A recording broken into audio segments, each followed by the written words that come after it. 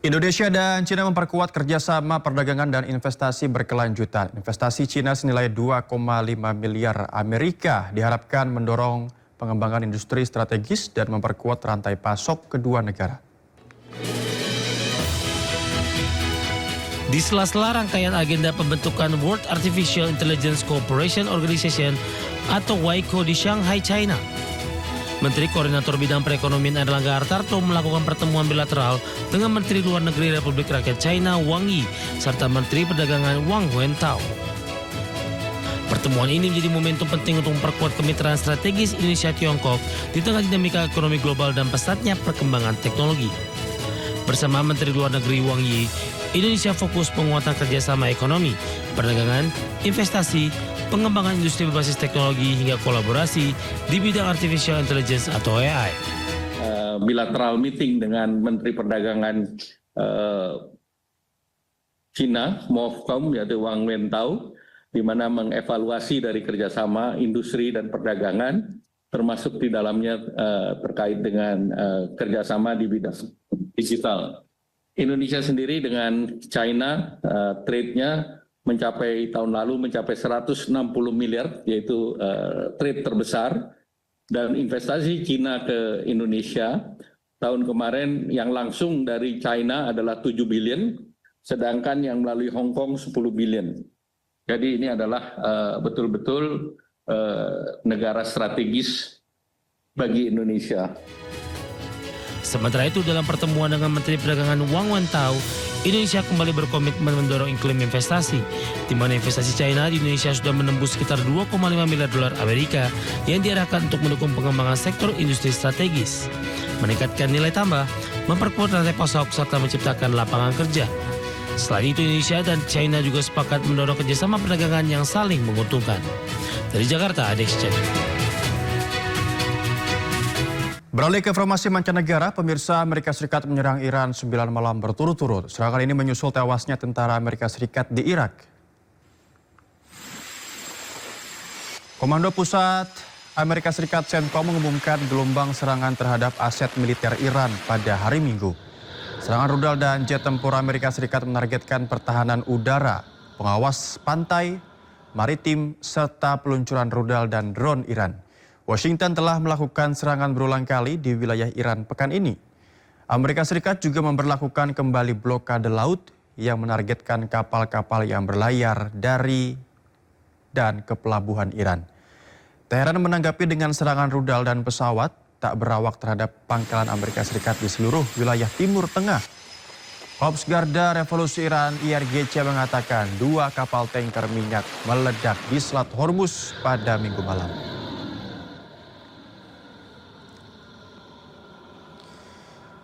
Presiden Amerika Serikat mengucapkan bela sungkawa atas meninggalnya tentara Amerika Serikat atas serangan Iran beberapa waktu lalu. Namun serangan yang dilakukan Iran tidak hanya di pangkalan militer Amerika di negara Teluk, tapi juga di Selat Hormuz, di mana terdapat 2 kapal tanker juga meledak akibat serangan Iran.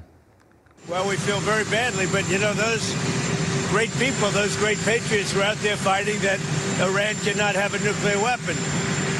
Iran has been very, very badly damaged. They've lost everything almost militarily. They've got very little left. They've got some missiles. They've got some drones. They've got some manufacturing ability, not much. We control the Strait. They don't control anything. So we'll see what happens. But we hit them very hard again tonight. And we did that in honor of the probably 3. It's probably 3 as opposed to 2. Sirine meraung di kota aman saat angkatan bersenjata Yordania mencegat serangan rudal Iran. Angkatan bersenjata Yordania berusaha mencegat 3 rudal balistik milik Iran. Sementara rudal keempat Iran jatuh di daerah terpencil. Kedutaan Besar Amerika Serikat di Aman mengklaim bahwa pihak berwenang mengevakuasi bandara dan pelabuhan internasional Aqaba. Mereka menyarankan warga Amerika untuk menghindari perjalanan ke kedua lokasi tersebut.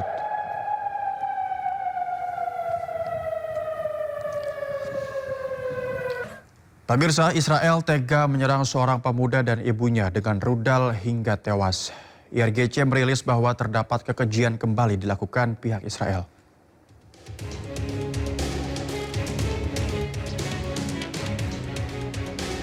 Seorang pemuda sedang berjalan mengungsi bersama ibunya kemudian tiba-tiba dibom. Keduanya tidak bersenjata, hanya membawa pakaian menuju tenda pengungsian baru. Tidak diketahui lokasi dan waktu penyerangan secara independen, tetapi serangan ini merupakan kejahatan yang paling keji, pemirsa.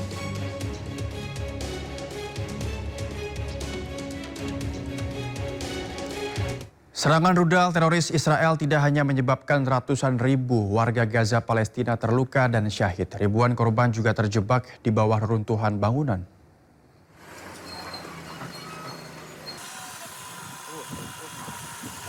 Pertahanan sipil di Gaza telah memulai fase kedua operasi untuk menemukan jenazah yang terkubur di bawah reruntuhan di lingkungan Al-Sabra, kota Gaza. Tim pertahanan sipil menggunakan alat berat untuk membersihkan reruntuhan bangunan yang dihajar rudal penjajah Israel. Jadu Abu Saria satu-satunya korban selamat dari serangan keji Zionis yang menewaskan seluruh keluarganya. Peristiwa ini meninggalkan rasa sakit dan trauma baginya yang tidak mudah hilang. Ya, di sisi lain, Menteri Pertahanan Zionis Israel memamerkan tahanan yang merupakan warga Palestina terikat tidak berdaya. Tahanan pasukan penjajah Israel di mana sebagian besar adalah warga sipil Palestina terikat tidak berdaya di sebuah ruangan. Kedua tangan dan kaki tahanan diikat bak penjahat yang melakukan kriminalitas tinggi. Kekejian perlakuan tentara teroris ini diunggah pihak Zionis saat Menteri Pertahanan Israel Katz menunjukkan tahanannya.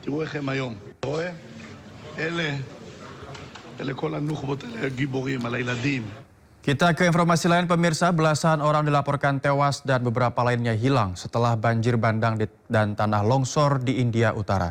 Peristiwa ini terjadi setelah sejumlah wilayah di India Utara diguyur hujan yang cukup lebat.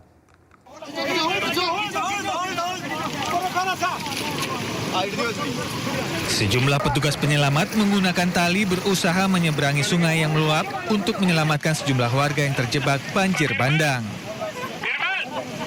Operasi penyelamatan darurat dilakukan setelah hujan lebat yang memicu banjir bandang dan tanah longsor di distrik Rajouri dan Poonch di Jammu Kashmir, India Utara. Akibat peristiwa ini, beberapa orang dilaporkan tewas dan hilang. Sejumlah kendaraan tampak rusak dan menumpuk di daerah permukiman. Korban selamat pun berusaha membersihkan puing-puing serta lumpur yang menutupi jalan dan rumah mereka. अपनी मजबूरियां सबको, लेकिन हालात देखें यहाँ क्या हो चुका है। 8-9 फुट पानी था यहाँ पे।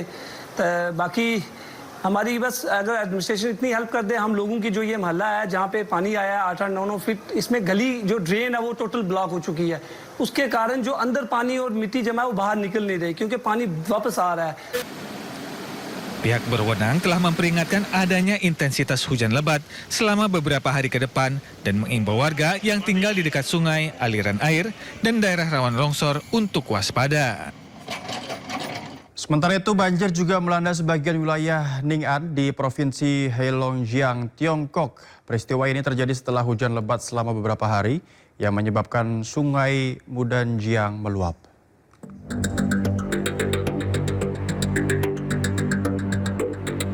Sejumlah desa terendam air dan arus lumpur menyapu jalanan serta hamparan lahan pertanian milik warga. Sejumlah warga menyelamatkan diri dengan berkumpul di sepanjang tanggul saat air banjir menerjang daerah Ning'an di Provinsi Heilongjiang, Tiongkok. Pihak berwenang meningkatkan pemantauan serta penguatan tanggul dilakukan di sepanjang garis wilayah guna menghalangi banjir. Tempat penampungan darurat dibuka di sejumlah titik untuk warga yang mengungsi, sementara pejabat setempat terus melakukan operasi bantuan di seluruh komunitas yang terdampak banjir.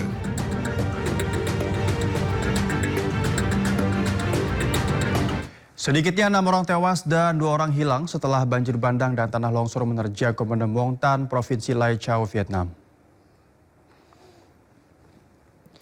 Petugas mengerahkan alat berat serta anjing K9 untuk membersihkan puing-puing serta mencari korban.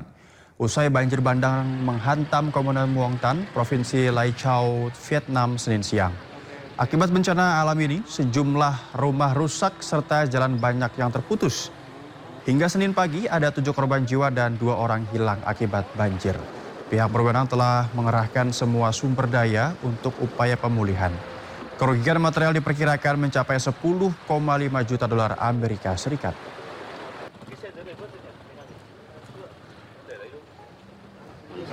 Pemirsa, lahan seluas 2 hektar yang tidak jauh dari permukiman warga di Sukabumi, Jawa Barat terbakar. Api semakin membesar karena membakar rumput dan ilalang yang mengering akibat musim kemarau.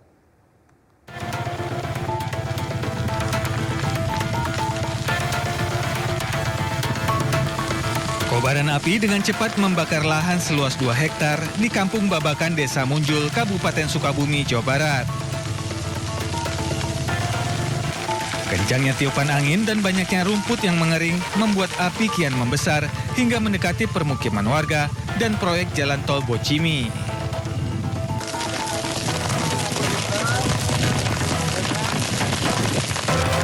Petugas gabungan dari BPBD dan pemadam kebakaran diterjunkan ke lokasi untuk memadamkan api. Api diduga berasal dari aktivitas pembakaran untuk pembukaan lahan. Melakukan pemadaman oleh rekan kita unit damkar. Warga diimbau waspada dan tidak melakukan tindakan yang memicu terjadinya kebakaran hutan dan lahan. Dari Sukabumi, Jawa Barat, Budi Setiawan, iNews melaporkan. 1 unit mobil box UPS terbakar usai menabrak sejumlah kendaraan di Kota Pariaman, Sumatera Barat. Diduga box lepas dari pengait bodi mobil hingga kendaraan hilang kendali.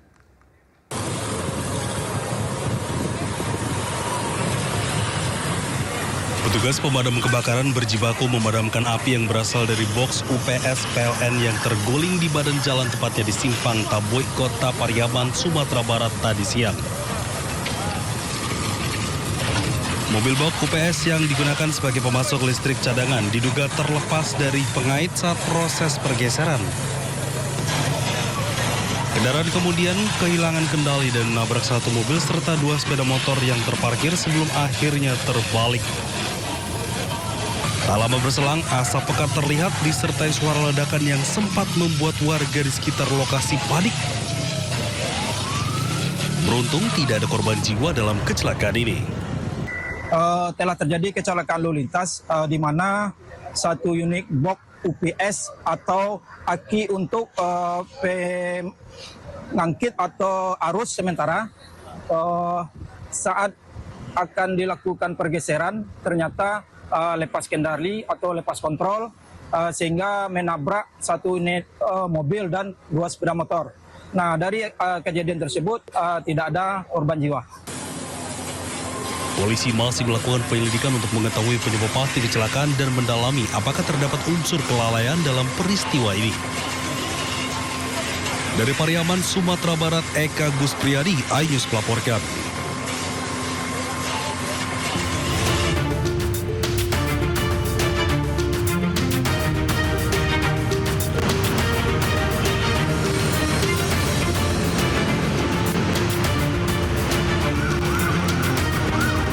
Pemirsa, saatnya kita simak pantauan arus lalu lintas siang hari ini. Kami telah terhubung dengan Brigadir Treslinda dari NTMC Polri yang kini berada di kawasan Gelora Bung Karno, Senayan. Selamat siang Brigadir Treslinda, bagaimana pantauan arus lalu lintas dari tempat Anda melaporkan?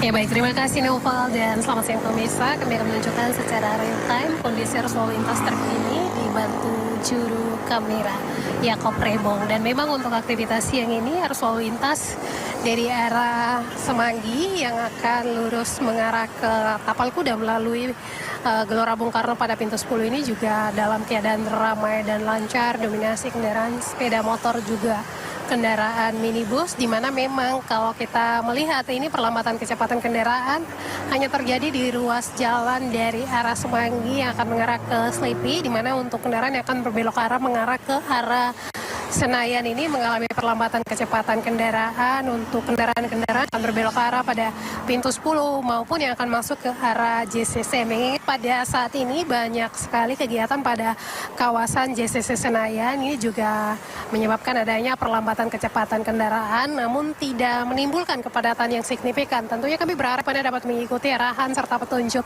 petugas kami yang berada di lapangan. Kemudian untuk arus lalu lintas yang akan mengarah ke arah Selipi maupun naik mengarah melalui jembatan layang Lamdogi hingga saat ini masih dalam keadaan relatif lancar. Kami juga mengharapkan Anda dapat mengikuti rambu serta marka jalan yang ada, mengingat memang kawasan Gelora Bung Karno ini juga merupakan tempat olahraga, akan ada aktivitas masyarakat yang berlalu lalang di kawasan ini. Besar harapan kami Anda dapat mengikuti arahan serta petunjuk petugas kami yang berada di lapangan, kemudian ikutilah rambu serta marka jalan yang ada, mengingat pada kawasan ini juga ada rambu lalu lintas. Untuk itu kami harapkan Anda tetap mengikuti rambu serta marka jalan yang ada untuk mewujudkan keselamatan dan juga keamanan bagi setiap pengguna jalan yang melintas pada kawasan Gelora Bung Karno.